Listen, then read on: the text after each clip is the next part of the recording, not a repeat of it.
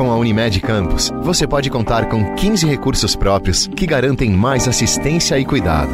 Entre eles, o Laboratório Unimed Campos, situado na Rua Conselheiro Otaviano, 220, ao lado do Centro de Especialidades. Atendimento humanizado, ambientes acolhedores e resultados precisos. Garanta o melhor para sua equipe por planos a partir de R$ 109,53. Unimed Campos. Pode contar.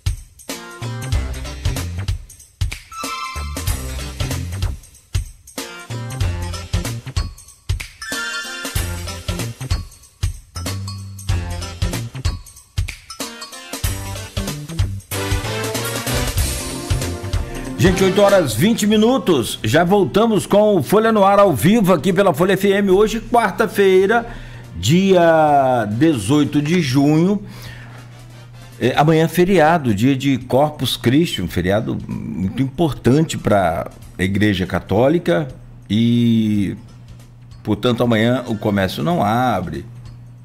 Aquele entendimento do comércio abrir, mas acaba o movimento caindo porque os bancos não abrem, né? Então... se bem que já foi muito tempo essa coisa de banco, né? Vamos ao centro por causa de banco. Já foi bem isso, né? Aliás, um dos motivos também do centro histórico das cidades, como Campos também já, né, tem aí diminuído drasticamente o número de pessoas. Você não vai a banco mais quanto tempo que você não vai a um banco assinar um papel? Talão de cheque já não existe há muito tempo. Então... você não trata de todos os assuntos, você abre uma conta e fecha uma conta por um aplicativo, você não tem mais. Enfim, a não ser um tratamento mais complicado, aquelas coisas tudo, né? Para quem tem dinheiro aí é diferente. Assim, tipo o Remo, tipo o Rafael, o pessoal aí que dá aula, professor, coisa. Bom, são 8 horas e 21 minutos, nós voltamos com o Folha no Ar ao vivo, com o oferecimento de Proteus, Unimed Campos, Laboratório Plínio Bacelar, Vacina Plínio Bacelar, Rede Mariana de Postos de Combustíveis e Radimed Diagnóstico por Imagem. Hoje conversando com o Rafael França, historiador e integrante da Frente LGBTQIAPN+, do Norte Fluminense, e tendo a satisfação de receber aqui pela primeira vez o Remo Goitacá, que é cientista social pela UF Campus. Você também é professor também, o Remo? Você atua como professor? Educador social. Educador social. Legal. Você, professor, também? Sim. Rafael? História. De história. Eu estava vendo a história do Irã. Irã é a Pérsia, né? Que coisa. Pérsia. 4.000 anos de... Mas, assim, da onde eu buscava a informação, o povo iraniano, que é também muçulmano, só que lá xiita, né? E de Israel são os sunitas. Que é aquela divergência que eles têm, apesar de ser a mesma religião, mas celebrada de forma diferente, que é da sucessão, né? Do líder do Islã. Um queria que fosse o sucessor imediato, ali, um parente do líder, e o outro queria a escolha por voto, enfim. Mas são povos que a população em si não tem essa coisa de uma coisa. O que tem são essas lideranças. E a cabeça dos líderes. Que coisa doida, né, cara? Que esse regime dos ayatolás, desde quando me lembro criança, cara, eu ouvia falar todo dia Ayatollah Khomeini, Ayatollah, mas muito, a partir de quando ele entrou, mudou o sistema, apesar de ser imperialista, e ele falou, a partir de hoje vamos exterminar os israelenses. Ai, que doideira. Como é que pode? E aí por aí vai, você já sabe de onde isso vai terminar. Ai, meu pai, momento complicado que o mundo vive. A gente fala assim rápido, mas é complicado. Bom, vamos voltar aqui para a nossa história, que é muito mais importante agora para nós aqui, nesse programa de hoje. A Maiara Tavares dos Santos. O comentário que eu não consegui ler mais cedo, estava aqui, ó. Agora sim, abriu aqui. Valdemar Rocha, lobotomia existe até hoje no Hospital Espírita André Luiz, diz ele cita aqui. Não conheço, não sei também. Enfim, a Dani diz aqui, ó, fala um pouco sobre, Dani Subversiva, fala um pouco sobre cotas para pessoas trans nas universidades públicas, uma conquista necessária. A Maiara também fala aqui no chat do YouTube, ano passado ocorreu uma lei na Câmara em que disse que os estudantes só podem ter contato com determinados temas, com a permissão dos responsáveis que muitas vezes reproduzem violência. A lei seguiu, não sei também, vocês podem falar. Xana Gomes Ribeiro. Olá, bom dia, parabéns aos convidados. Estamos em um ano de realizações de conferências dos direitos das pessoas LGBTQIAPN+, lugar de promoção ao enfrentamento às violações ao direito da comunidade. E no Face, é isso. São esses os comentários que estão aqui agora. Deixa eu começar com... No bloco anterior eu comecei com você, deixa eu começar com o Rafael agora sobre essa questão de estratégia para enfrentar os crimes. E aí, como a gente vai fazer um bloco só para fechar, para otimizar esse tempo, já pode falar, você falava de um congresso, né, de um evento que vai ter, enfim, Oi, Rafael? Foi isso que a Xana citou das conferências. A Xana falou aqui. Então, por favor, vamos lá. Não, mas fique à vontade aí. Não, tranquilo. Porque são exatamente assim, as políticas, a cultura, essa construção de alianças para ir avançando, né, nesses direitos. Como é que é esse enfrentamento? A gente acaba de ver um ato de homofobia bem extremo. Foi num shopping em São Paulo, uma jornalista, vou ficar reproduzindo nada, mas ela chamava a pessoa de bicha nojenta o tempo todo, o tempo inteiro. Enfim, depois foi contextualizar que está com o joelho machucado, por isso que ela está... Aí, a turma caiu de... como se justificasse. Pô, se tivesse eu falei mais cedo, se ela tivesse um câncer, então desse uma... Nossa, mãe, como que está esse momento em termos desse enfrentamento? E eu trouxe aqui outros dados, a gente trouxe mais cedo, que o país segue nessa liderança, não só dessa homofobia, desses casos assim, mas pior do que isso ainda, já é terrivelmente ruim, que são os crimes de assassinatos, e o Brasil também é líder nessa questão. Como é que é isso tudo? Com aquela frase que você me marcou aqui como diz o professor, me atravessou aqui no primeiro bloco, que eu só quero simplesmente viver.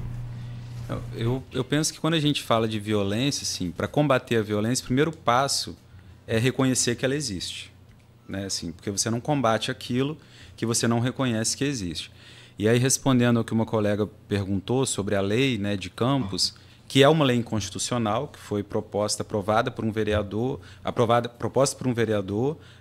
pela Câmara, sancionada pelo prefeito, né, que é a lei que fala sobre o debate sobre gênero e sexualidade nas escolas, erroneamente chamado de ideologia de gênero, né? Então, assim, a lei, além de uma redação muito... Para quem defende a língua portuguesa, assim, é triste ver que tem uma redação tão ruim, né? Além disso, ela tem conceitualmente um grande equívoco, que é colocar a ideia de ideologia de gênero e que aí, de fato, não impede que seja discutido na escola, mas atribui às famílias o direito de escolher se os filhos vão estudar sobre aquilo ou não. É uma gravidade muito grande, porque se eu não discuto gênero e sexualidade, eu não vou reconhecer que essas violências existem. Né? Assim, se eu não tenho possibilidade de falar sobre, é aquilo que a gente falou no início, que é a visibilidade e dizibilidade. Se eu não falo sobre alguma coisa, eu não vou identificar que violação de direitos estão acontecendo. Né? Então, assim, a gente poderia chegar num absurdo de daqui a pouco alguma família... Não, eu não quero que meu filho estude sobre escravidão, por exemplo. Então, assim, não tem como a gente não discutir alguns temas, até porque são temas pensados e discutidos por leis maiores da educação, né, chegando até a LDB. Então, essa lei, ela já foi judicializada, né? Rudá, mais uma vez, nos faz falta aqui, porque ele que participou também desse processo com o grupo do qual ele fazia parte, de questionamento, né? Aliás, nós tentamos convidar você, falou outro evento, né? Ele não pôde vir. Mas já foi questionada, né, se eu não me engano, no STF, porque por ser uma lei inconstitucional, mas ela continua, né, em validade, e outra já foi proposta esse ano sobre a questão dos banheiros, enfim.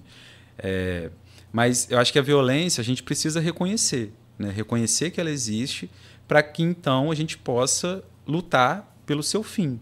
Né? Porque se eu não identifico, eu não vou conseguir combater. E quando a gente conversava, eu fiquei pensando assim, como que o problema, né, dessa sociedade, né, como Remo traz, como ocidentalizada, estruturante nesse sentido, até quando a gente fala, eu acho que das questões que envolvem o Oriente Médio, o nosso olhar ainda é muito enviesado pelos nossos valores de uma cultura ocidental, né? A gente acaba fazendo avaliações que são avaliações que acho que demanda uma outra sensibilidade a partir desse olhar de quem está lá propriamente, né? Enfim.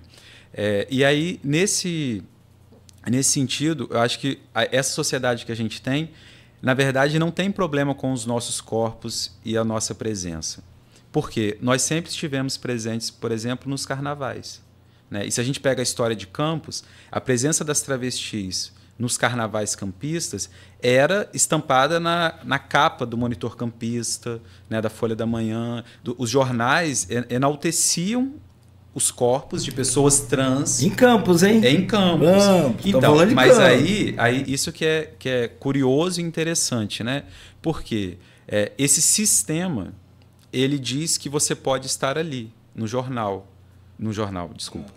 carnaval, que é o momento da festa. Então, é como se você só pudesse existir naqueles dias de folia. Né? Tem até um historiador chamado James Green, que ele tem um livro que é bastante conhecido, né, na área acadêmica, mas eu acho que ele é mais do que acadêmico, que se chama Além do Carnaval, Homossexualidade Masculina, de 1880 a 1980.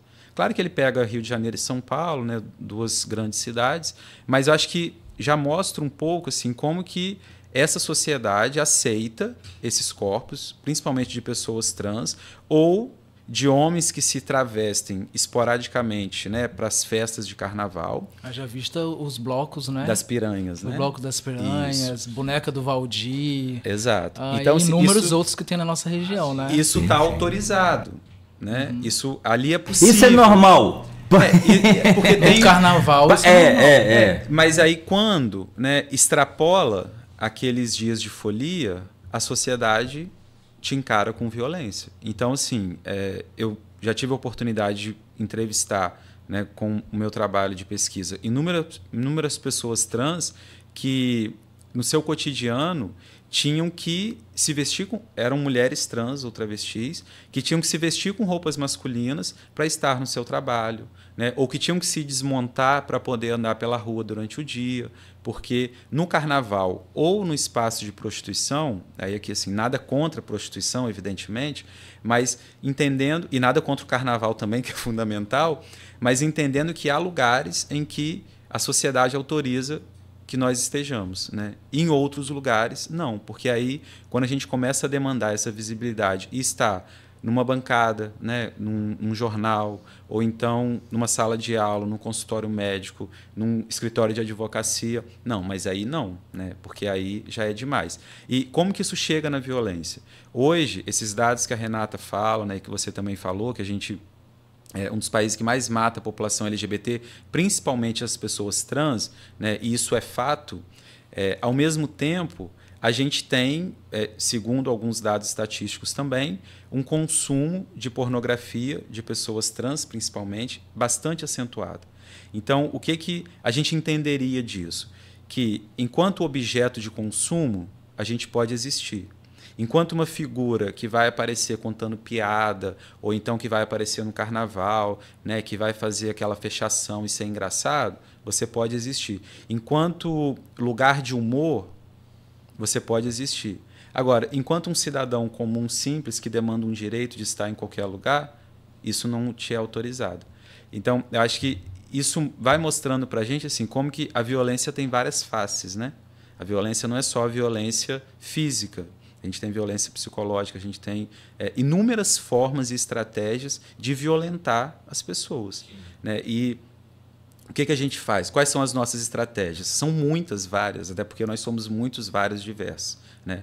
Há pessoas da nossa comunidade que vão adotar estratégias mais combativas, né? Outras vão adotar estratégias mais educativas, por assim dizer, né? Vão trilhar. Algumas pessoas estarão no movimento, como nós estamos, né, com ativismo político, com incidência política, participando de eventos como essa conferência que aconteceu no último sábado, inclusive de onde nós saímos como delegados e delegadas para participar do Rio de Janeiro, né, depois a gente pode falar um pouquinho melhor dessa conferência, né. Outras pessoas estão atuando de outras formas, né. Então, a maneira de combater a violência que a gente tem conseguido, eu acho que é diversa, né, dependendo do espaço onde a gente está.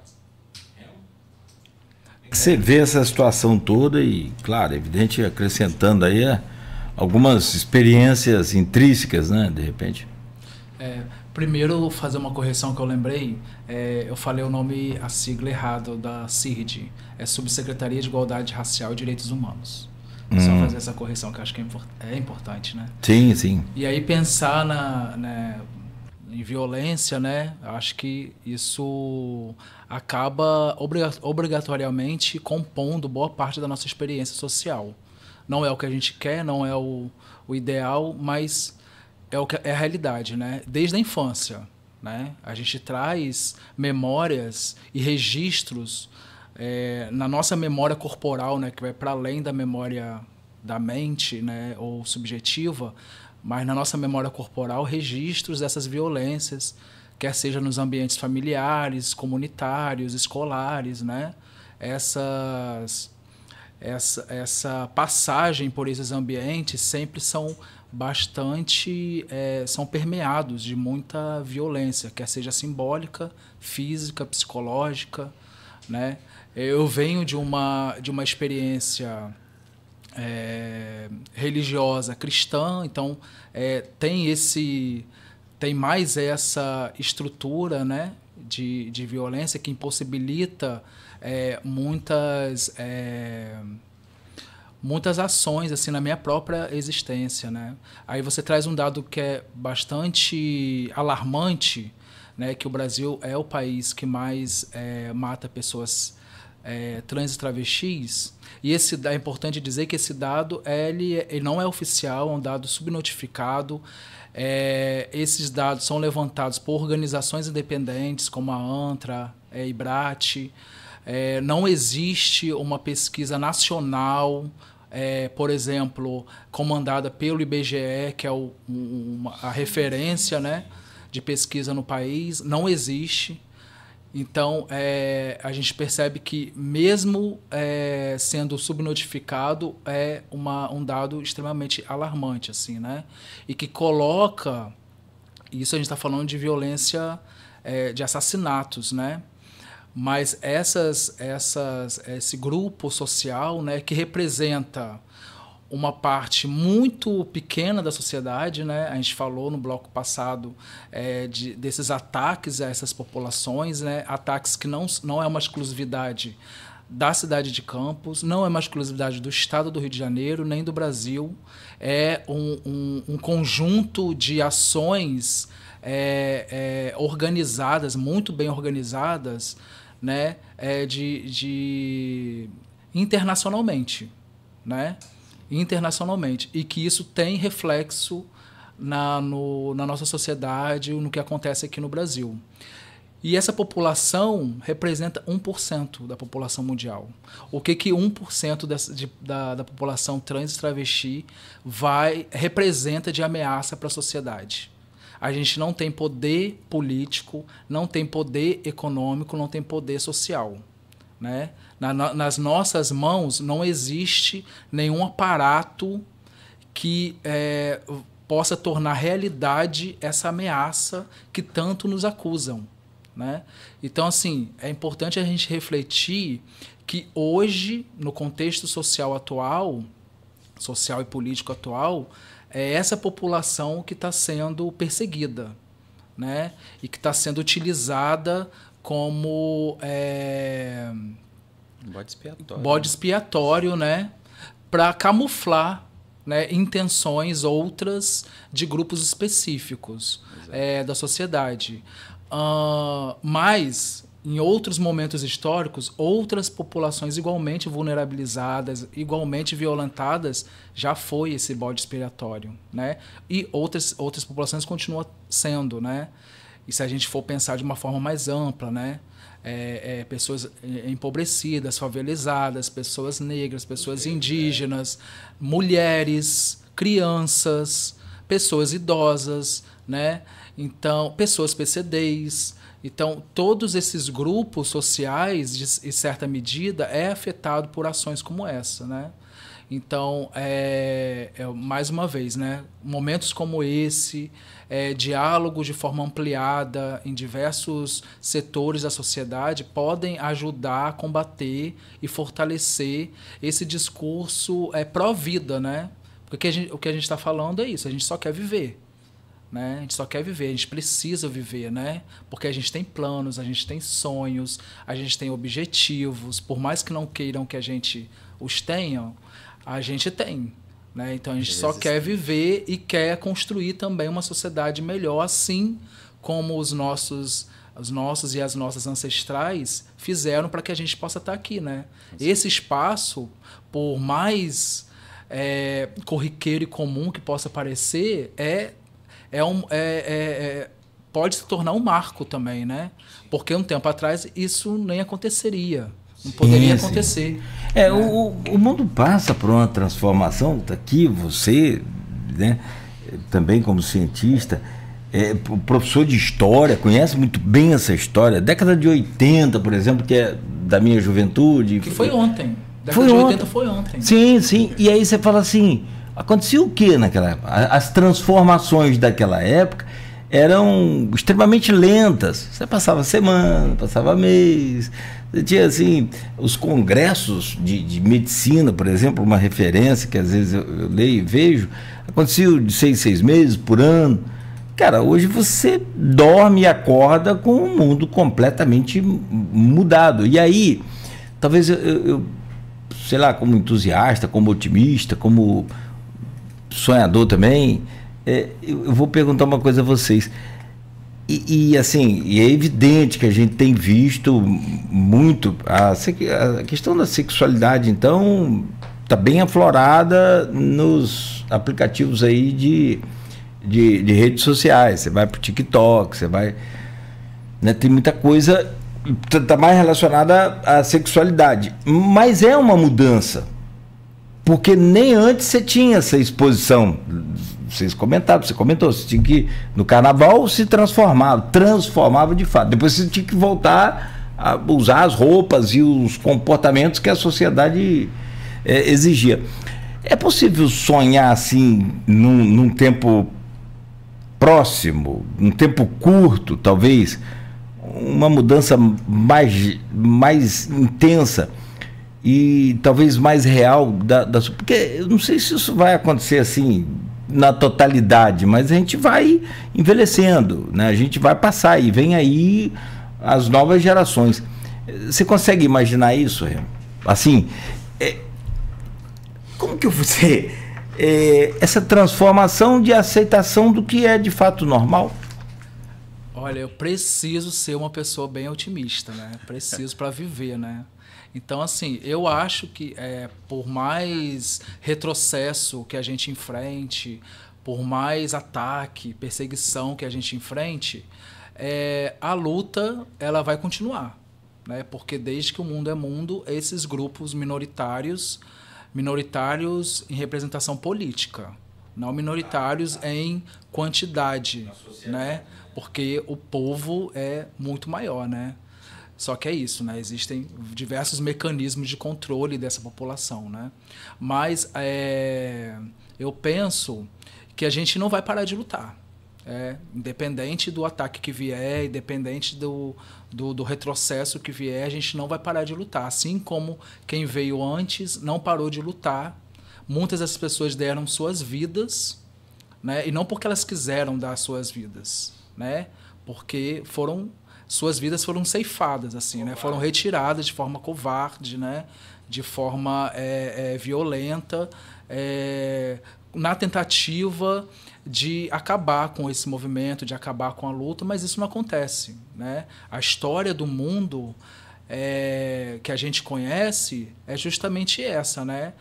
O avançar dessas populações da forma que a gente consegue, da forma que dá. Então a gente não vai parar, assim, né? Não tem jeito, a gente não vai parar.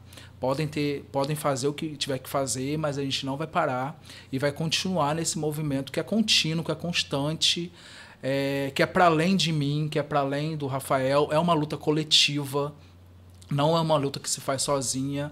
Então, assim, é para além. Quando eu não me sentir forte, vão ter outros e outras que vão estar à frente disso, né? E aí a gente se reconstrói, né? Se restabelece e permanece, e continua.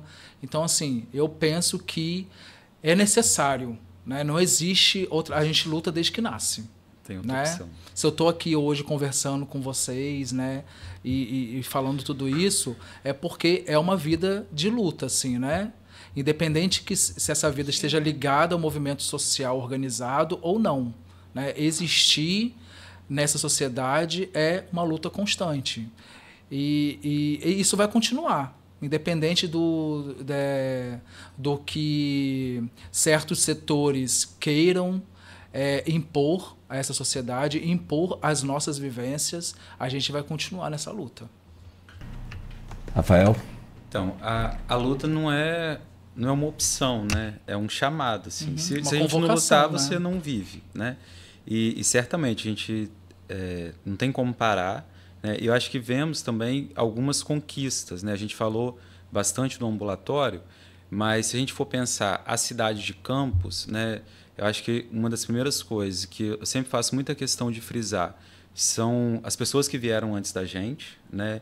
E aí, para falar de alguns nomes, a gente tem uma Fátima Castro, tivemos uma visibilidade muito importante com Jolivete, Lorenzoni, Argel Nani, né? Que eram pessoas que mostravam uma face da nossa comunidade. Tivemos uma figura que faleceu há pouco tempo, assim, que foi muitíssimo importante, que foi a Xana Carla. Então, assim, você lembra de Xana, cara? Sim. Oh, que legal. E ela esteve com a gente. Xana era... No ano que ela faleceu, ela participou de um evento na UF, né? Fez um depoimento muito bonito, porque a Xana é uma sobrevivente, sim, e de um enfrentamento político extremamente importante, tanto da questão trans quanto da questão da prostituição, né? Então, assim, é uma figura muito emblemática. Emblemática. Uma semana antes dela morrer, me mandou uma mensagem perguntando como é que tá. Era muito assim, carismática, sim, muito sim. E a gente figura está doce. Aqui hoje, né? Por conta de tudo isso. De e não saía do rádio, da televisão, me lembro de... E de pessoas assim que lutaram muito, né, para que a gente construa. Claro que quando a gente está lutando, a gente não está lutando pensando em construir um legado, né? Mas as pessoas construíram legados que fazem com que a gente esteja aqui hoje.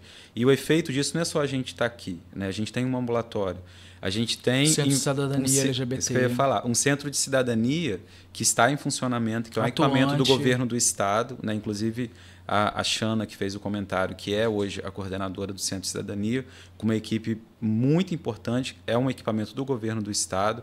A gente tem em Campos também o Grupo Mães da Resistência, né, que é um grupo de familiares, principalmente mães, de familiares importante de esse pessoas, contexto aí, é de pessoas importante. LGBTs que acolhem, né, porque muitas vezes a família não Que sabe como lidar. É o primeiro lugar que você precisa Então, de assim, entender o processo. E né? nós, como filhos, às vezes não conseguimos conversar com os pais, né, de igual para igual, né? Então, o grupo de mães é extremamente importante. Além disso, a gente tem nas universidades, mais nos últimos anos, né, uma proliferação de grupos organizados, de coletivos, como o Trans-Goitacá, o Trans-NB na UF, o Trans-UENF. Temos também no IFE, agora, perdão por ter esquecido o nome, diversos. Tem alguns grupos no Instituto Federal também, mostrando como que essas novas gerações também têm se articulado por meio de coletivos e demandado essa luta, essa visibilidade, né, e esses lugares de resistência também. Então, eu acho que tudo isso vai mostrando como que a gente tem avançado, sim, né, a gente tem conseguido estabelecer alguns pontos importantes, alguns lugares que são lugares de resistência e não tem como voltar atrás, né? Assim, eu acho que esse é um ponto que não tem como. A gente preza muito pelo diálogo, né? Porque o diálogo é extremamente importante. Inclusive, quando você fala, Cláudio, dos anos 80 e de hoje, como historiador, eu não sei assim, até que ponto a gente avança mais rápido ou mais lentamente, porque essa percepção do tempo ela é muito relativa, né? Mas, por exemplo, pegando um evento que a gente teve agora no último final de semana na UENF, que foi a 4ª Conferência Regional dos Direitos da População LGBT, né? O Brasil está, depois de 10 anos, em 2008 foi a primeira nacional, em 2011 a segunda, em 2015 a terceira. Nós ficamos 10 anos sem ter uma conferência nacional dos direitos da população LGBT. O que é uma conferência? Uma conferência é um lugar onde as pessoas vão debater, né? Vão discutir, vão apresentar suas demandas. Ou seja, é um lugar em que a sociedade civil e o Estado se encontram para poder dialogar. Se eu não tenho conferências, como eu tenho conferências das pessoas com deficiência, eu tenho conferência da infância, juventude, eu tenho conferência de vários temas para que o Estado escute as populações que são alvo das suas políticas e saibam, olha, isso está funcionando, isso não está funcionando. Se eu não tenho conferência, eu não tenho espaço de diálogo. Então, nós ficamos 10 anos sem conseguir falar com o Estado brasileiro o que a gente queria, enquanto sociedade, enquanto população LGBT. E esse ano, né, depois da entrada do presidente atual, a gente voltou a ter um diálogo com o Estado. Inclusive, foi criada uma primeira Secretaria Nacional que está sob a direção de uma mulher travesti, transexual, que é a Simi Lahá. Né? É a primeira vez que a gente tem uma Secretaria Nacional dos Direitos da População LGBT, né? Que ela seria quase como uma ministra de Estado. Né? E aí a gente vai ter a conferência. Essa conferência nacional vai ser mais para o final do ano, mas antes os estados e municípios precisam ser ouvidos. Então, em Campos, né, no estado do Rio, nós vamos ter 11 conferências. A de Campos foi a número 2, né, foi a 7ª dessas 11, ela é considerada a número 2, da região norte fluminense.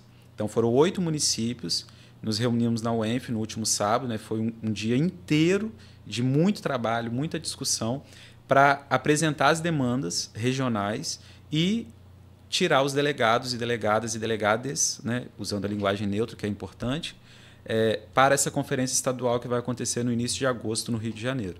Então, a partir dessa conferência estadual, né, esses temas vão ser debatidos em todo o estado do Rio, o que tem no Norte Fluminense, o que tem no Médio Paraíba, o que tem no Noroeste, de demanda, para levar para a Conferência Nacional, que vai ser em Brasília, se eu não me engano, é outubro ou novembro. Então, assim, esse processo de escuta, né, é importantíssimo para a gente pensar em combate à violência, em estratégias de saúde, de educação.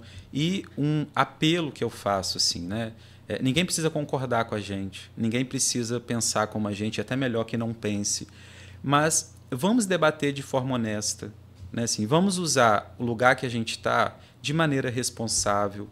Por quê? enquanto a gente está numa cadeira do legislativo, numa sala de aula, num consultório médico, ou até mesmo numa bancada, como aqui, né, jornalística, a gente está num lugar seguro.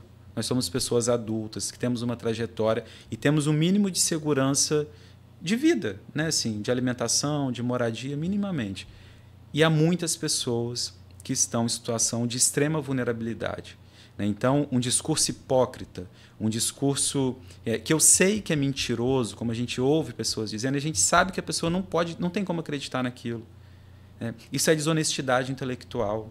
Isso é pegar o dinheiro público e jogar na lata do lixo. Isso a gente não pode admitir, porque não é concordar com a gente. Mas vamos ter um debate saudável, né? Vamos ter uma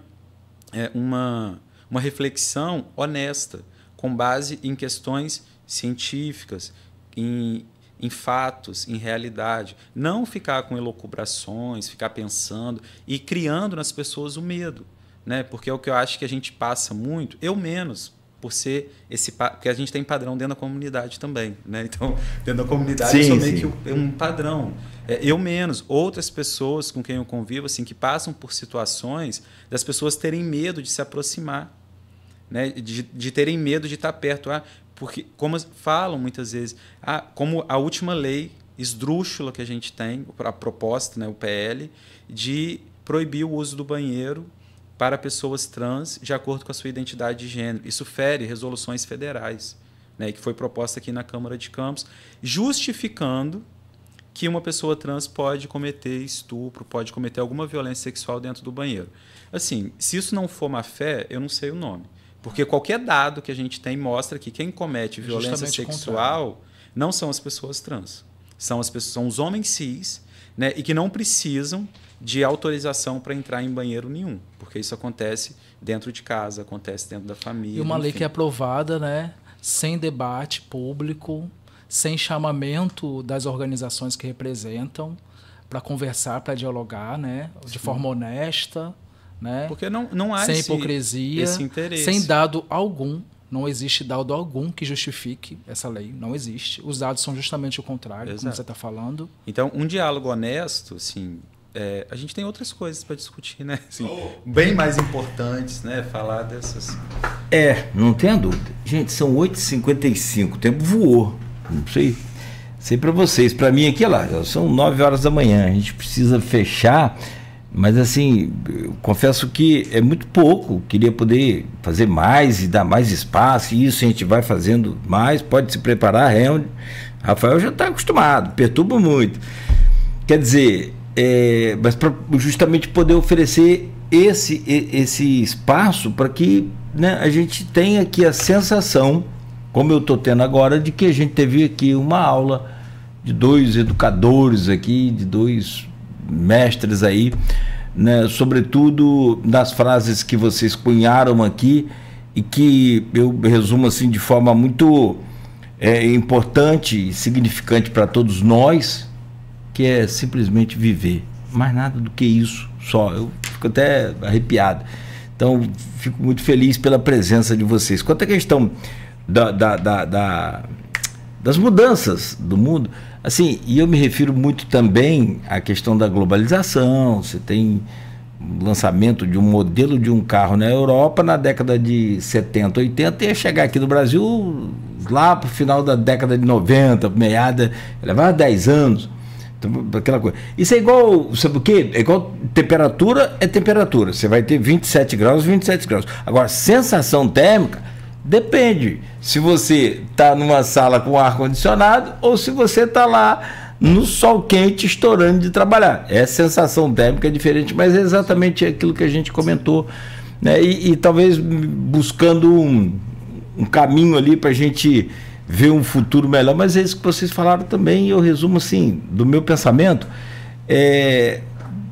O que é mais interessante é ver a força de vocês lutando para melhorar para hoje, claro, evidente, resultados para ontem, mas que nós sabemos que somente as próximas gerações é que vão aproveitar melhor essa luta de vocês hoje.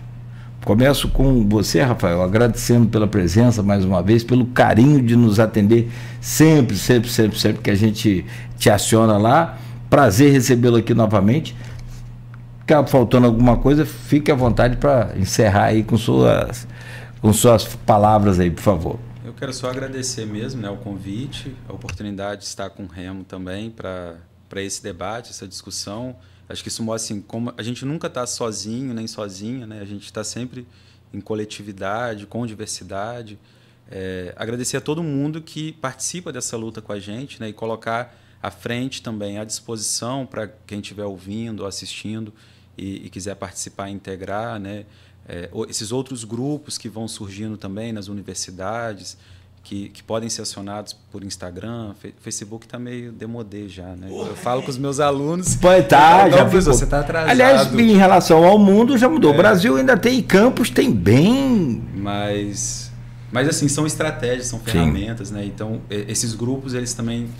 Esses nossos grupos sempre tentam estar nesses lugares, porque são lugares de contato. E só agradecer mesmo, né? Dizer que a gente vai continuar, a gente não vai desistir da luta. Lutamos de diversas formas, com a arte, com a política, com tudo isso. E não estamos sozinhos ou sozinhos, nunca, né? A gente está sempre em coletividade. É isso. Legal.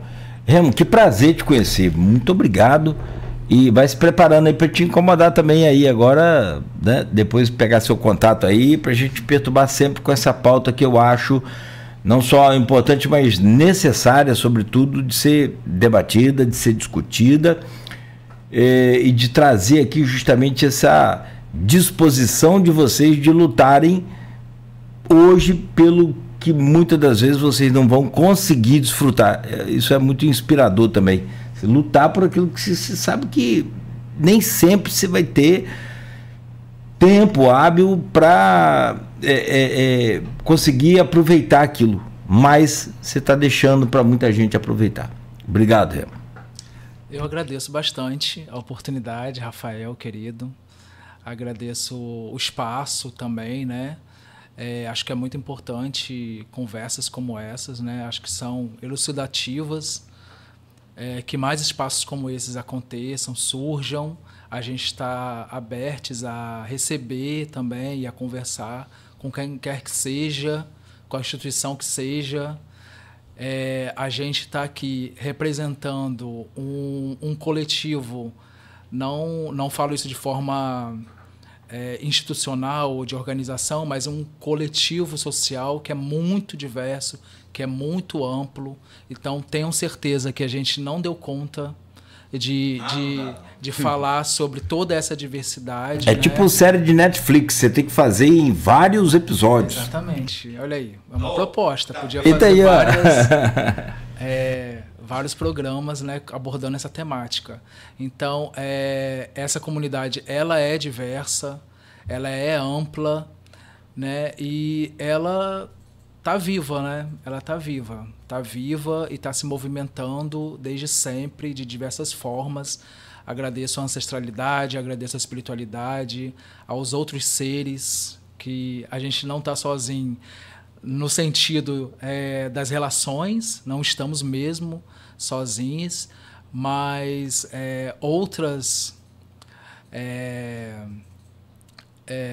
outras energias, né, estão junto com a gente, e por isso que a gente está aqui. Então, agradeço o espaço e estou à disposição também para outros momentos como esse. Legal, muito bom. Agradeço também aqui a todos os seguidores, pessoal que nos acompanhou pelo rádio, mas também aqui, ó, por exemplo, a Andréia Ferreira, ela é mãe, é uma das mães, faz parte lá conhecem ela, né? Então, é minha sogra. Ah, é sua sogra? Olha aí, mães, ai que legal, mães da resistência, é isso? Muito bom. Uma hora dessa a gente vai montar uma pauta, tá vendo? Vou acionar vocês aí de novo para a gente trazer essas mães aqui para a gente bater um papo também e abrir espaço para, porque assim é um grande problema e é o primeiro de todos, o acolhimento ou não da família. Isso aí determina todo o futuro daquela pessoa. E é interessante do grupo Mães, assim, porque é o grupo que faz o acolhimento da família, que também às vezes precisa ser acolhida, para que essa família consiga acolher o seu filho, a sua filha, né? Sim, porque se você pensar com a cabeça daquela pessoa, é difícil. com aquela cabeça, com aquela forma patriarcal, né, que foi criada. Então, tem que dar, eu tenho exemplos assim bem pessoais que tem que dar um desconto. Convide o grupo. Mas a gente vai trazer esse pessoal para cá também, tá? A Andréia, em breve a gente faz contato para bater esse papo. Gente, 9h03, conversamos aqui com o Rafael França, historiador, integrante da Frente LGBTQIAPN+, o Norte Fluminense, Remo também, que é integrante da mesma frente, Remo Goitacá, que é cientista social pela UF Campus. Amanhã é feriado, estaremos de volta na sexta-feira com o Folha no Ar, oferecimento de Proteus, Unimed Campos, Laboratório Plínio Bacelar, Vacina Plínio Bacelar, Rede Mariana de Postos de Combustíveis e Radmed Diagnósticos por Imagem. Continue aqui na Folha FM.